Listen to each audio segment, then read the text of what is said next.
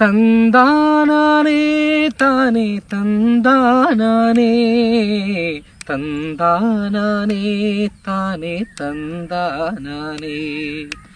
പണ്ടേ പണ്ടേ ഞങ്ങൾ പാടുന്നൊരു പാട്ട്, പണിയാളര് പാടത്ത് പാടുന്നൊരു പാട്ട്. പിരിയോലക്കുട ചൂടി പണി ചെയ്യണ നേരം വയ്യായ് മകളില്ലാതാവാൻ പാടുന്നൊരു പാട്ട്, വയ്യായ് മകളില്ലാതാവാൻ പാടുന്നൊരു പാട്ട്. തന്താനാനേ താനേ തന്താനാനേ തന്താനാനേ താനേ തന്താനാനേ.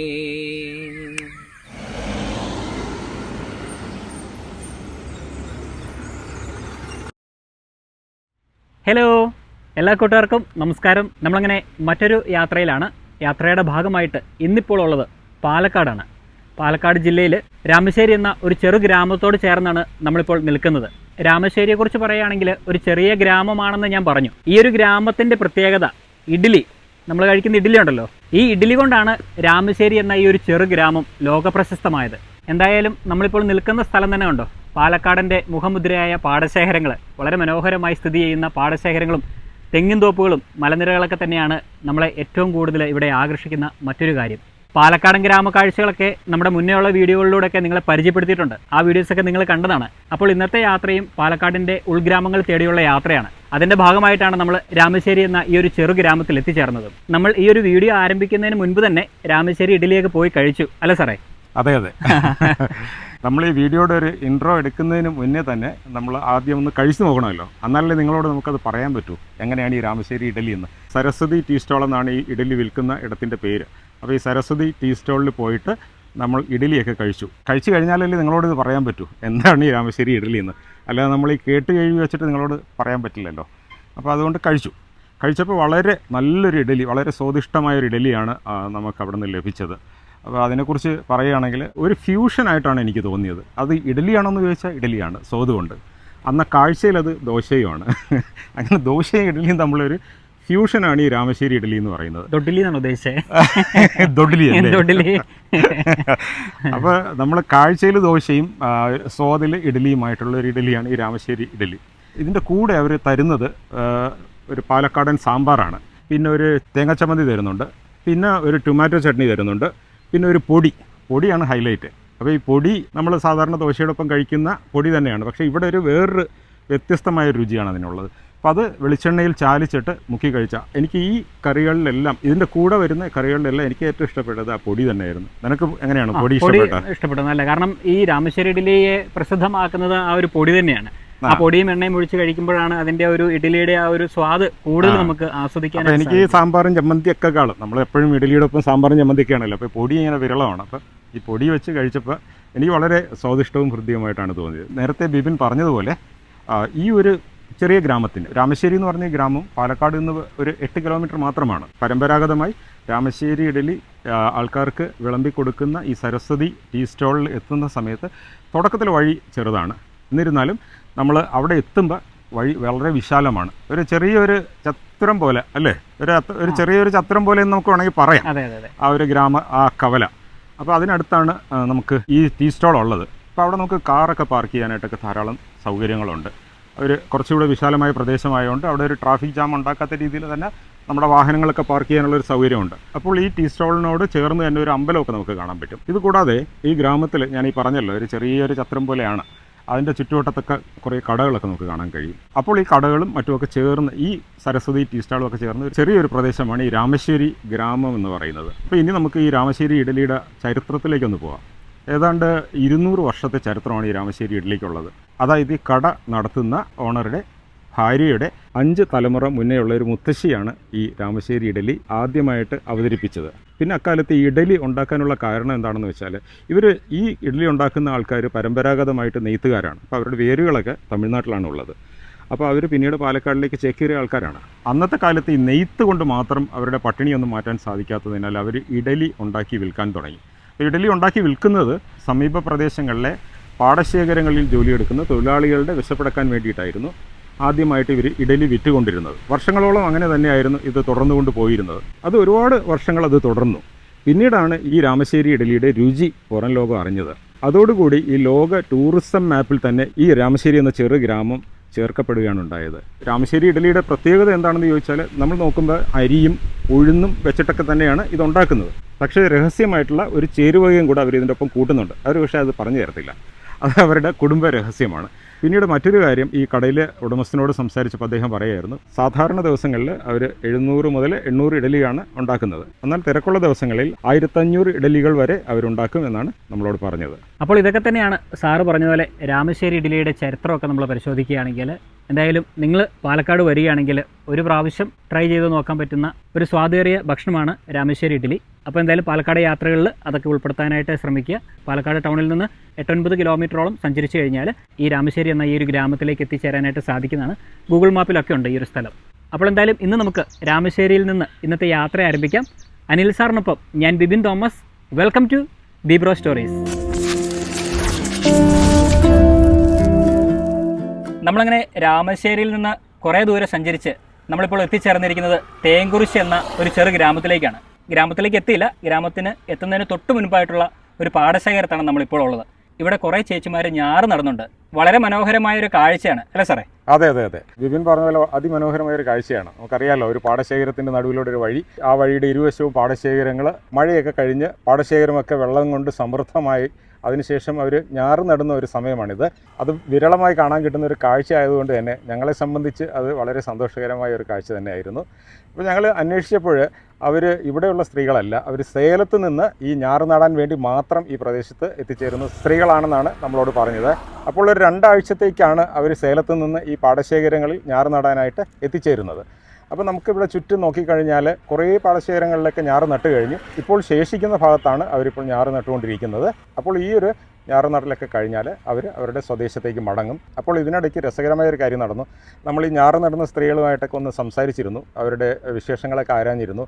അപ്പോൾ അവരിങ്ങോട്ട് നമ്മളോട് പറഞ്ഞു, ഒരു പാട്ട് പാടിത്തരാമെന്ന് പറഞ്ഞു. അപ്പോൾ അവർക്ക് തമിഴ് പാട്ടാണ് അറിയുന്നത്, അത് മതിയോന്ന് ചോദിച്ചു. അപ്പോൾ അത് നമ്മളെ സംബന്ധിച്ചിടത്തോളം വളരെ സന്തോഷകരമായ കാര്യം തന്നെയായിരുന്നു. അപ്പോൾ അതിൽ 2 സ്ത്രീകൾ നമുക്ക് വേണ്ടി മനോഹരമായി തന്നെ പാട്ടുകൾ പാടിത്തന്നു. ஆசையில பாத்தி கட்டி நாத்து ஒன்று நட்டு வச்சேனா பூவாயி, ஆதரவ தேடி ஒரு பாட்டு ஒன்று கட்டி வச்சேனா பூவாயி, நானா பாடலையே நீதான் பாட வச்ச, நானா பாடலையே நீதான் பாட வச்ச, கூறப்பட்டு சேலை வாங்கி வரும் வேலை, போடு ஒரு மாலை சொல்லு அந்த நாள, ஆதரவ தேடி ஒரு பாட்டு ஒன்று கட்டி வச்சனா പൂവായി. അങ്ങനെ ഈ മനോഹരമായ കാഴ്ചകളും ഈ സ്ത്രീകൾ പാടിയ സുന്ദരമായ ഗാനങ്ങളുമൊക്കെ ആസ്വദിച്ച് ഈ കലിങ്കിലിരുന്ന് നമ്മൾ ഈ പാടശേഖരത്തിൻ്റെ ചുറ്റുമുള്ള കാഴ്ചകളൊക്കെ ആസ്വദിച്ചുകൊണ്ടിരിക്കുകയാണ് ഇപ്പോൾ. അതെ, സാറ് പറഞ്ഞ പോലെ വളരെ മനോഹരമായ കാഴ്ചകളാണ് നമ്മളിപ്പോൾ കണ്ടുകൊണ്ടിരിക്കുന്നത്. ഇടയ്ക്ക് മഴയൊക്കെ പെയ്യുന്നുണ്ട്. മഴ പെയ്ത് കഴിഞ്ഞപ്പോഴത്തേനും ചെറുതായിട്ടൊന്ന് പണി പാളി. കാരണം അവർ പാട്ട് പാടുന്നതിൻ്റെ ഇടയ്ക്കാണ് മഴ പെയ്തത്. പിന്നെ അവർ പെട്ടെന്ന് പാടി തീർത്തു നമുക്ക് വേണ്ടി. എന്തായാലും ആ ചേച്ചിമാരൊക്കെ നമ്മളോട് നല്ല രീതിയിൽ തന്നെ സഹകരിച്ചിരിക്കുകയാണ്. ഈ ഒരു അവസരത്തിൽ നിങ്ങളോടൊരു കാര്യം സൂചിപ്പിക്കുകയാണ്. തിരക്കിട്ട ജീവിതത്തിൽ നിന്ന് കുറച്ച് സമയമൊക്കെ മാറ്റിവെച്ച് ഇങ്ങനെയുള്ള സ്ഥലങ്ങൾ വന്ന് കാണുകയാണെങ്കിൽ വളരെ സന്തോഷകരമായിരിക്കും നമ്മുടെ ജീവിതത്തിൽ. പ്രത്യേകിച്ച് മനസ്സിനും കണ്ണിനും ഒക്കെ കുളിർമയേകുന്ന ഒരു പ്രദേശം കൂടിയാണ് ഈ തേങ്കുറിശ്ശി എന്ന ഈ ഒരു ചെറു ഗ്രാമവും ഇവിടുത്തെ നെൽവേലുകളും. നാഴക് செலவும் மேலதான் நேசம் வச்சேனே, பூ முடிச்சேன் பொட்டு வச்சேன் உறவுக்காகத்தான், நான் கண் முழிச்சு காத்திருந்தேன் வரவுக்காகத்தான், எப்பத்தான் வருவீங்க உள்ள ஏங்குது, அந்த ஒரு நொடிக்காக உசுறு வாழுது, அந்த ஒரு நொடிக்காக உசுறு வாழுது, என்ன ஆசராசா எங்கு நிகழ் வாழணும், ஊரெல்லாம் உங்க பேரு புகழ் வாழணும், என் உடலும் உயிருமா ஒட்டி கொண்ட மாமனே, நீ தட்டி கழிச்சாலும் எனக்கு காவலே, உன்னை நெஞ்சில நினைச்சி மஞ்சளை குளிச்சு மச்சத்தில் வாடுற, எப்பத்தா வருவீங்க எப்பத்தா வருவீங்க உள்ள ஏங்குது, அந்த ஒரு நொடிக்காக உசுறு வாழுது, அந்த ஒரு நொடிக்காக உசுறு வாழுது. അപ്പോൾ അങ്ങനെ നമ്മൾ തേൻകുറിശി ഗ്രാമത്തിൽ എത്തിച്ചേർന്നിരിക്കുകയാണ്. അപ്പോൾ നമ്മളിപ്പോൾ നിൽക്കുന്നത് ഈ ഗ്രാമത്തിനോട് ചേർന്നുള്ള ഒരു റോഡിലാണ്. ഈ റോഡിൻ്റെ ഇരുവശങ്ങളിലും നമുക്ക് മനോഹരമായ പാടശേഖരങ്ങൾ കാണാം. ഈ പാടശേഖരങ്ങൾ തന്നെയാണ് പാലക്കാടിൻ്റെ ഒരു ഹൈലൈറ്റ്. അപ്പോൾ നമ്മൾ ഈ നിൽക്കുന്നിടത്ത് നമ്മളിപ്പോൾ ചുറ്റും കണ്ണോടിക്കുമ്പോൾ നമുക്ക് കാണാവുന്നത് പച്ചപ്പരവതാനി വിരിച്ചതുപോലെയുള്ള നെൽച്ചെടികളാണ് ഉള്ളത്. അപ്പോൾ ഈ നെൽച്ചെടികൾ അവർ വിത്ത് വിതച്ച് മുളപ്പിച്ചെടുത്തിരിക്കുകയാണ്. അപ്പോൾ ഈ കാണുന്ന നെൽച്ചെടികളൊക്കെ അവർ പിഴുതെടുത്ത് നമ്മൾ മുന്നേ കണ്ടതുപോലെ പാടശേഖരങ്ങളുടെ പല ഭാഗങ്ങളിലായിട്ട് ഞാറായി നടുകയാണ് ചെയ്യുന്നത്. പിന്നെ ഇവിടെയുള്ള മറ്റു കാഴ്ചകൾ പാടശേഖരങ്ങളുടെ വരമ്പുകളിലേക്ക് തെങ്ങ് നട്ടിട്ടുണ്ട്. പിന്നെ പാലക്കാടിൻ്റെ ഒരു പ്രത്യേകതയായിട്ടുള്ള പനകൾ ഈ ഭാഗത്ത് പലയിടങ്ങളിലും നമുക്ക് കാണാൻ കഴിയുന്നുണ്ട്. അങ്ങനെ എന്തുകൊണ്ടും മനോഹരമായൊരു ഭൂപ്രദേശത്ത് തന്നെയാണ് നമ്മളിപ്പോൾ നിൽക്കുന്നത്. അപ്പോൾ നമ്മളിവിടെ എത്തിച്ചേർന്നത് തേൻകുറിശ്ശിയിലെ ഒരു ചെറിയ കവലയിൽ നിന്ന് മുന്നോട്ട് വന്നിട്ടാണ്. അപ്പോൾ ഈ കവല ഒരു ഗ്രാമക്കവലയാണ്, ഒരു ചെറിയ കവലയാണത്. അവിടെ നമുക്ക് തേൻകുറിശ്ശിയിലുള്ള ഒരു പഴയ ഓടുമേഞ്ഞ ഹയർ സെക്കൻഡറി സ്കൂളാണ്. ആ സ്കൂൾ കാണാൻ കഴിയും. പിന്നെ അതുകൂടാതെ ഒരു ബസ് സ്റ്റോപ്പ് അവിടെ ഉണ്ട്. പിന്നെ കുറേ കടകളുമൊക്കെ ആയിട്ടുള്ള ചെറിയൊരു കവലയാണ് തേൻകുറിശ്ശിയിലെ ആ ഗ്രാമക്കവല. അപ്പോൾ നമ്മളിങ്ങോട്ട് വരുന്ന വഴി ഉച്ചയായി, നമ്മളൊന്നും കഴിച്ചിട്ടില്ല. അപ്പോൾ അതുപോലെ നമ്മൾ ഉച്ചയ്ക്ക് ഈ ഷൂട്ടിങ്ങിനിടയിൽ കഴിക്കാൻ സാധിക്കാറില്ല എന്നതാണ് സത്യം. അപ്പോൾ നമ്മൾ അവിടെ വണ്ടി നിർത്തി അവിടുത്തെ ഒരു കടയിൽ നിന്ന് വെള്ളമൊക്കെ കുടിച്ചതിന് ശേഷമാണ് നമ്മൾ ഇങ്ങോട്ട് എത്തിച്ചേർന്നത്. അപ്പോൾ നമ്മൾ ഈ നിൽക്കുന്ന റോഡിൽ നിന്ന് കുറച്ചുകൂടിയൊക്കെ മുന്നോട്ട് പോയാൽ കുറച്ചുകൂടി മനോഹരമായ കാഴ്ചകളൊക്കെ ഉണ്ട് എന്നാണ് നമ്മൾ പ്രതീക്ഷിക്കുന്നത്. അപ്പോൾ എന്തായാലും നമ്മൾക്ക് ഇവിടെ നിന്ന് കുറച്ചുകൂടി മുന്നോട്ട് പോയി അവിടുത്തെ കാഴ്ചകൾ എന്തൊക്കെയാണെന്ന് കാണാം. അങ്ങനെ നമ്മൾ ഈ തേൻകുറിശ്ശി ഗ്രാമത്തിലൂടെ കുറേയൊക്കെ മുന്നോട്ട് വന്നു. അപ്പോൾ മുന്നോട്ട് വന്നപ്പോൾ നമ്മൾ മിക്ക വീടുകളുമൊക്കെ ആ ഒരു നഗരവൽക്കരണത്തിൻ്റെ ഭാഗമായിട്ട് എല്ലാം കോൺക്രീറ്റ് കെട്ടിടങ്ങളായി തീർന്നിരിക്കുകയാണ്. അപ്പോൾ നമ്മുടെ മനസ്സിലൊക്കെ നമ്മൾ ഉദ്ദേശിക്കുന്ന ഒരു പഴമയുള്ളൊരു ഗ്രാമത്തിൻ്റെ ചിത്രമാണ് നമ്മുടെ മനസ്സിലുള്ളത്. പക്ഷേ നമ്മൾ മുന്നോട്ട് വന്നപ്പോൾ മിക്കവാറും കോൺക്രീറ്റ് കെട്ടിടങ്ങളൊക്കെയാണ് നമുക്കിവിടെ കാണാൻ കഴിഞ്ഞത്. അത് സ്വാഭാവികമാണ്. കേരളത്തിൻ്റെ ഒരു സാമൂഹ്യ അന്തരീക്ഷം വെച്ചിട്ട് നമ്മുടെ ഗ്രാമങ്ങളും നഗരങ്ങളും തമ്മിൽ വേർതിരിക്കാനാകാത്ത രീതിയിലാണ് ഇപ്പോൾ ഉള്ളത്. അപ്പോൾ നമുക്ക് ഏതാണ് ഗ്രാമം ഏതാണ് നഗരമെന്നറിയാത്ത ഒരു അവസ്ഥയാണുള്ളത്. എന്നാലും നമ്മൾ ഈ തേൻകുറിശ്ശി ഗ്രാമത്തിൽ മുന്നോട്ട് സഞ്ചരിച്ചപ്പോൾ പഴമയുടെ സൗകുമാര്യം നിലനിർത്തുന്ന കുറച്ച് വീടുകളൊക്കെ കാണാൻ കഴിഞ്ഞു. അപ്പോൾ നമ്മൾ അങ്ങനെ ഒരു വീടിൻ്റെ മുന്നിലാണ് ഇപ്പോൾ നിൽക്കുന്നത്. അവരോട് നമ്മൾ അനുവാദം ചോദിച്ചു കുറച്ച് വിഷ്വൽസൊക്കെ എടുക്കാമോ എന്ന്. അവരത് സമ്മതം മൂളി. അങ്ങനെ നമ്മൾ കുറേ വിഷ്വൽസൊക്കെ എടുത്തു. എനിക്ക് ഏറ്റവും കൂടുതൽ സന്തോഷം തോന്നിയൊരു കാര്യം എൻ്റെ പുറകെ കാണുന്നൊരു വേലിയാണ്. നമ്മുടെ പഴയ കാലത്തൊക്കെ എൻ്റെ ബാല്യകാലത്തൊക്കെ എൻ്റെ അമ്മയുടെ നാട്ടിലും അച്ഛൻ്റെ നാട്ടിലുമൊക്കെ പോകുമ്പോൾ ഒരുപാട് ഈ വേലികൾ നമുക്ക് കാണാൻ കഴിയുമായിരുന്നു. ഇങ്ങനെ ഇല്ലിമുളയൊക്കെ വെച്ച് ഉണ്ടാക്കിയിട്ടുള്ള വേലികൾ. അപ്പോൾ ഇങ്ങനെയുള്ള വേലികൾ ഇപ്പോൾ നമുക്ക് അധികം കാണാൻ കിട്ടാറില്ല. പാലക്കാടിൻ്റെ ഉൾഗ്രാമ പ്രദേശങ്ങളിലൊക്കെ സഞ്ചരിക്കുമ്പോൾ വിരളമായിട്ടെങ്കിലും ഇതേപോലുള്ള വേലികൾ നമുക്ക് കാണാൻ സാധിക്കും. അപ്പോൾ ആ ഒരു വേലി കണ്ടപ്പോൾ ഒരു സന്തോഷം തോന്നിയിട്ട് കൂടിയാണ് നമ്മളിവിടെ വണ്ടി നിർത്തി ഇതിൻ്റെ വിഷ്വൽസൊക്കെ എടുത്തത്. അപ്പോൾ ഈ വേലിക്കുള്ളിൽ നിൽക്കുന്നത് ഓടുമേഞ്ഞ നമ്മുടെ ഗ്രാമപ്രദേശങ്ങളിലുള്ള പോലെയുള്ള ഒരു വീടാണ്. വേലി കടന്ന് മുന്നോട്ട് പോകുമ്പോൾ നമ്മളൊരു പഴമയിലൂടെ സഞ്ചരിക്കുകയാണ്. വീടിൻ്റെ അടുത്തെത്തുമ്പോൾ നമുക്കൊരു പശുവിനെയൊക്കെ കാണാൻ കഴിയും. ഇപ്പോൾ സാധാരണ വീടിൻ്റെ മുന്നിൽ ആരും പശുവിനെയൊന്നും കെട്ടാറില്ല. പക്ഷേ ഇവിടെ ഒരു പശു വീടിൻ്റെ മുന്നിൽ അവർ കെട്ടിയിട്ടുണ്ട്.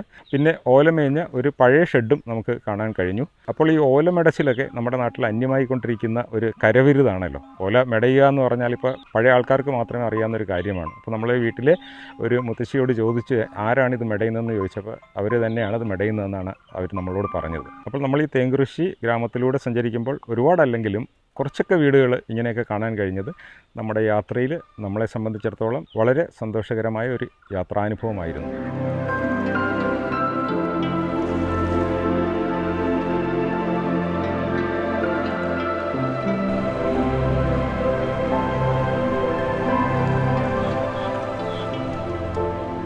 നമ്മളങ്ങനെ തേൻകുറിശ്ശി ഗ്രാമത്തിലെ കാഴ്ചകളൊക്കെ കണ്ടതിന് ശേഷം കുറച്ചുകൂടിയൊക്കെ ദൂരം മുന്നോട്ട് വന്ന് കാക്കയൂർ എന്ന ഒരു ചെറു ഗ്രാമത്തിലേക്കാണ് നമ്മളിനി പോകുന്നത്. തേൻകുറിശ്ശിയിൽ നിന്ന് ഏകദേശം 6 കിലോമീറ്ററോളം ദൂരമേ ഉള്ളൂ കാക്കയൂർ എന്ന ആ ഒരു ചെറു ഗ്രാമത്തിലേക്ക്. നമ്മളിപ്പോൾ കാക്കയൂരിലേക്ക് പോകുന്ന വഴി വളരെ ഭംഗിയുള്ള ഹൃദ്യമായ കാഴ്ചകൾ സമ്മാനിക്കുന്ന ഒരിടത്തുകൂടിയാണ്. അങ്ങനെ പറയാനുള്ള പ്രധാന കാരണം നമ്മൾ മുന്നേ കണ്ട പ്രദേശം പോലെ വളരെ ഭംഗിയുള്ള പ്രദേശമാണ്. എന്നിരുന്നാലും ആ ഒരു ഭൂപ്രദേശത്തിനേക്കാളും കുറച്ചുകൂടി ഭംഗി കൂടുതലുണ്ട് എന്ന് വേണമെങ്കിൽ പറയാം. നമ്മുടെ തൊട്ടുപുറയിലായിട്ട് പശ്ചിമഘട്ട മലനിരകളുടെ മനോഹരമായ ഒരു കാഴ്ച കൂടി നമുക്ക് കാണാനായിട്ട് സാധിക്കും. നമ്മളിപ്പോൾ ചിത്രമൊക്കെ വരയ്ക്കുകയാണെങ്കിൽ ആദ്യം ഒരു മല, അതിന് താഴ്വാരത്തായിട്ട് നെൽവയലുകൾ, തെങ്ങിൻതോപ്പുകൾ. അപ്പോൾ അങ്ങനത്തെ ഒരു ഫ്രെയിം നമുക്ക് ഈ ഒരു സ്ഥലത്ത് വന്നു കഴിഞ്ഞാൽ നമുക്ക് കാണാനായിട്ട് സാധിക്കുന്നതാണ്. അത്രയും ഭംഗിയേറിയ ഒരു പ്രദേശമാണ് നമ്മളിപ്പോൾ നിൽക്കുന്ന ഈ ഒരു പ്രദേശം. നമുക്കൊക്കെ അറിയാവുന്ന കാര്യമാണ്, കേരളത്തിൻ്റെ നെല്ലറകളിൽ ഒന്നാണ് പാലക്കാട്. അതുകൊണ്ട് തന്നെ പാലക്കാടിൻ്റെ ഏത് ഗ്രാമപ്രദേശങ്ങളിൽ പോയി കഴിഞ്ഞാലും ഇതുപോലത്തെ പാടശേഖരങ്ങൾ കാണാൻ സാധിക്കും. ഇപ്പോൾ എല്ലാ സ്ഥലങ്ങളിലും ഞാറ് നടുന്ന സമയമാണ്. അതിനുദാഹരണം തന്നെ എൻ്റെ തൊട്ടുപിറകിൽ ട്രാക്ടർ ഇങ്ങനെ നില ഉഴുതുന്നുണ്ട്. അത് ഞാറ് നടാൻ വേണ്ടിയിട്ടുള്ള മുന്നേ ഉള്ള ഒരുക്കമാണ്. ഞാനീ പറഞ്ഞല്ലോ പാലക്കാടിൻ്റെ ഉൾഗ്രാമങ്ങൾ എന്ന് പറയുമ്പോഴത്തേനും നെന്മാറയൊക്കെ പോയി കഴിഞ്ഞാലും അതോടൊപ്പം തന്നെ പല്ലശന, നമ്മളിപ്പോൾ സഞ്ചരിച്ച തേൻകുറിശ്ശി, ഈ പറയുന്ന കാക്കയൂർ എന്നിങ്ങനെ എല്ലാ പ്രദേശങ്ങളിലേക്കും നമുക്ക് വന്നു കഴിഞ്ഞാൽ ഇതുപോലത്തെ നല്ല നല്ല ഗ്രാമീണ കാഴ്ചകൾ കാണാനായിട്ട് സാധിക്കും. ഉൾഗ്രാമ പ്രദേശങ്ങളിലെ വീടുകളാണെങ്കിൽ പോലും എത്ര മനോഹരമാണ്. പഴയ രീതിയിലുള്ള ഓടുമേഞ്ഞ നല്ല നല്ല വീടുകൾ നമുക്കിവിടെ കാണാനായിട്ട് സാധിക്കും. അപ്പോൾ എന്തായാലും നമുക്കിനി ഇവിടെ നിന്ന് യാത്ര തുടർന്ന് കാക്കയൂരിലേക്ക് പോകാം.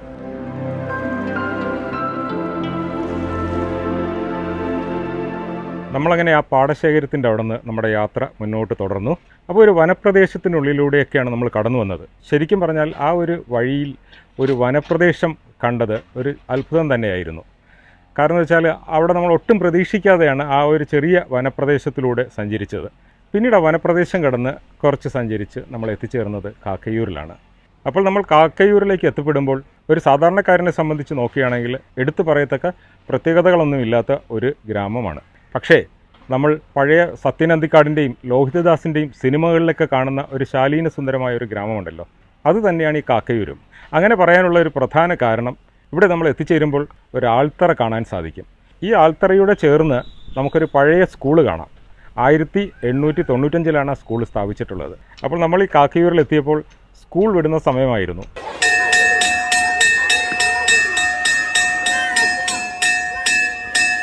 ധാരാളം കുട്ടികളൊക്കെ നമ്മൾ ചിത്രീകരിക്കുന്നത് വളരെ കൗതുകത്തോടെ നോക്കിക്കാണുകയും വിശേഷങ്ങളൊക്കെ നമ്മളോട് ചോദിക്കുകയും ചെയ്യുന്നുണ്ടായിരുന്നു. ഇതൊക്കെ കണ്ടപ്പോൾ നമ്മുടെ കുട്ടിക്കാലമാണ് നമ്മൾക്ക് ഓർമ്മ വന്നത്.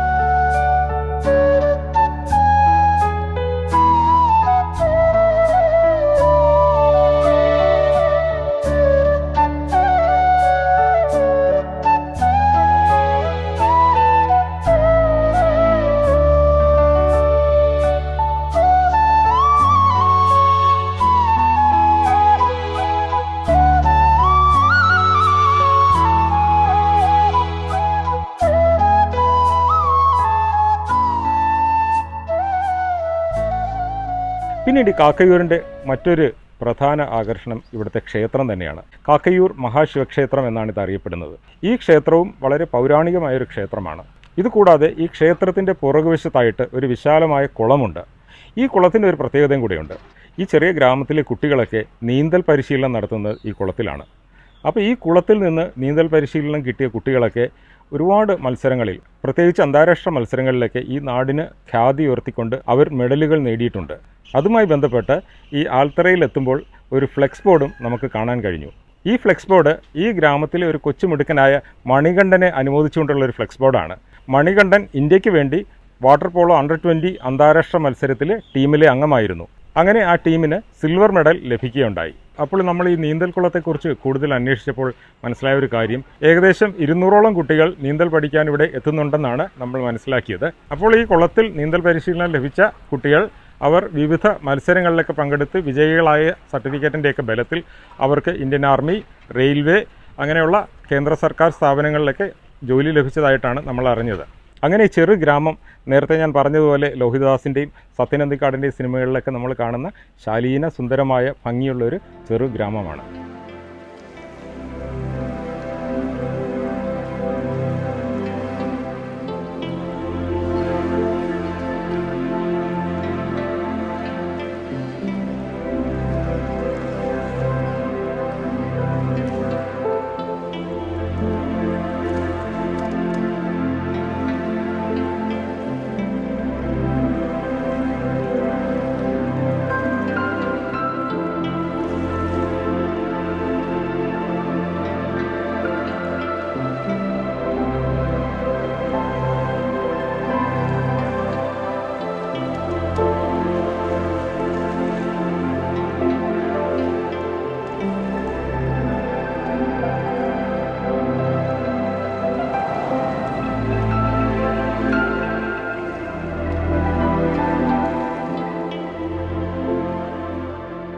നമ്മളങ്ങനെ കാക്കയൂരുള്ള ആ സ്കൂളിൻ്റെ അവിടെ നിന്നുള്ള കാഴ്ചകളും വിശേഷങ്ങളൊക്കെ പങ്കുവച്ചതിന് ശേഷം കുറച്ചുകൂടി ദൂരം, ഏകദേശം ഒരു 1-2 കിലോമീറ്റർ പിന്നിട്ടതിന് ശേഷം നമ്മളിപ്പോൾ എത്തിച്ചേർന്നിരിക്കുന്നത് തച്ചങ്കോടുള്ള അക്വാഡക്റ്റ് സ്ഥിതി ചെയ്യുന്ന ഒരു സ്ഥലത്താണ്.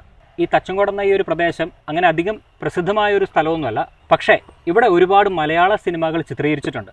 ഒരുപാട് മലയാള നടന്മാർ ഇവിടെ വന്നിട്ടുണ്ട്. ലാലേട്ടനാണെങ്കിലും മമ്മൂക്കയാണെങ്കിലും ആസിഫ് അലി, പൃഥ്വിരാജ്, ജയസൂര്യ, അങ്ങനെ ഒരുപാട് ആൾക്കാർ വന്ന ഒരു പ്രദേശം കൂടിയാണ്. കാരണം അത്രയും മനോഹരമായ ഒരു ഭൂപ്രദേശമാണ് നമ്മളിപ്പോൾ നിൽക്കുന്ന ഈ തച്ചങ്കോട് എന്ന ഈ ഒരു പ്രദേശം. ഇപ്പോൾ ബിബിൻ നേരത്തെ പറഞ്ഞല്ലോ ഇത് ഒരുപാട് സിനിമകളുടെ ലൊക്കേഷനാണെന്ന്. അപ്പോൾ നമ്മൾ ഈ തച്ചങ്കോട് എത്തുമ്പോൾ നമുക്ക് കാണാൻ കഴിയുന്നത് പ്രധാനപ്പെട്ട 2 പാലങ്ങളാണ്. അതിലൊന്ന് അക്വാഡക്റ്റ് ആണ്, അല്ലെങ്കിൽ നമ്മൾ മലയാളത്തിൽ പറയുകയാണെങ്കിൽ തൊട്ടിപ്പാലം എന്നാണ്. താഴെക്കൂടെ ഒരു കനാലാണ് ഒഴുകുന്നത്. ഈ കനാല് മലമ്പുഴ ഡാമിൽ നിന്ന് ഉത്ഭവിക്കുന്ന ഒരു കനാലാണ്. അപ്പോൾ ഈ കനാലിലൂടെയാണ് കാർഷിക ആവശ്യങ്ങൾക്കുള്ള ജലം മലമ്പുഴ ഡാമിൽ നിന്ന് തുറന്നു വിടുന്നത്. അപ്പോൾ ഈ കനാലിൻ്റെ കുറുകെ പണിതിട്ടുള്ള പാലമാണ് ആദ്യത്തെ പാലം. പിന്നെ രണ്ടാമത്തെ പാലം നേരത്തെ പറഞ്ഞ പോലെ ഒരു അക്വാഡക്റ്റ് ആണ്. അപ്പോൾ നമ്മൾ ഈ കാണുന്ന അക്വാഡക്റ്റിലൂടെ വരുന്ന ജലം ചിറ്റൂർ ഡാമിൽ നിന്ന് വരുന്ന ജലമാണ്.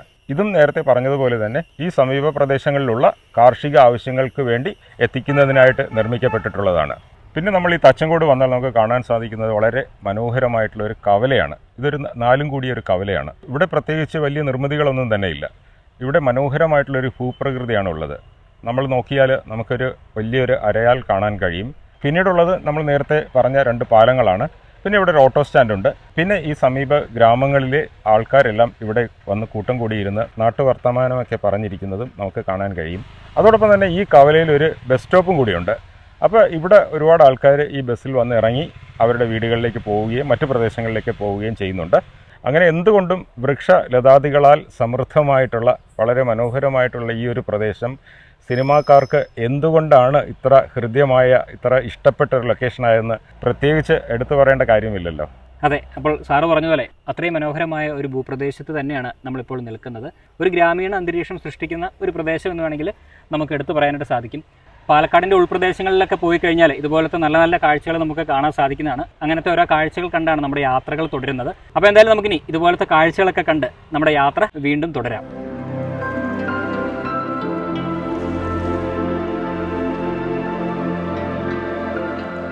അങ്ങനെ കുറച്ചുകൂടിയൊക്കെ ദൂരം മുന്നോട്ട് വന്നിരിക്കുകയാണ്. നമ്മൾ ഇന്നത്തെ വീഡിയോയിൽ കണ്ട കാഴ്ചകളൊക്കെ നിങ്ങൾ വിചാരിക്കും എല്ലാം തൊട്ടടുത്തുള്ള സ്ഥലങ്ങളായിരിക്കുമെന്ന്. പക്ഷേ അങ്ങനെയല്ല. ഓരോ സ്ഥലങ്ങളിലേക്ക് നമുക്ക് എത്തിപ്പെടാനായിട്ട് 15, 20, 25, 30 കിലോമീറ്റർ വരെ ദൂരെ സഞ്ചരിച്ചിട്ടാണ് നമ്മൾ ഓരോ സ്ഥലങ്ങളിലേക്ക് എത്തിച്ചേർന്നതും അവിടുത്തെ കാഴ്ചകളും വിശേഷങ്ങളൊക്കെ നിങ്ങളുമായി പങ്കുവെച്ചത്. എന്തായാലും പാലക്കാടൻ കാഴ്ചകൾ അവസാനിക്കുന്നില്ല. പക്ഷേ ഇന്നത്തെ വീഡിയോ നമുക്ക് ഇവിടെ വെച്ച് വൈൻഡപ്പ് ചെയ്യാം. അപ്പോൾ ഇന്നത്തെ പാലക്കാടൻ കാഴ്ചകൾ നിങ്ങൾക്ക് ഇഷ്ടമായെന്ന് വിചാരിക്കുന്നു. വീഡിയോ ഇഷ്ടമായെങ്കിൽ ലൈക്ക് ചെയ്യുക, ഷെയർ ചെയ്യുക, കമൻറ്റ് ചെയ്യുക. വേറെ പ്രത്യേകിച്ച് വിശേഷങ്ങളൊന്നുമില്ല. നിങ്ങളുടെയും കാര്യങ്ങളൊക്കെ ഉഷാറാകട്ടെ. മറ്റൊരു വീഡിയോയിൽ മനോഹരമായ കാഴ്ചകളുമായിട്ട് വരാം. അതുവരെ ഏവർക്കും ബൈ. Yes, by.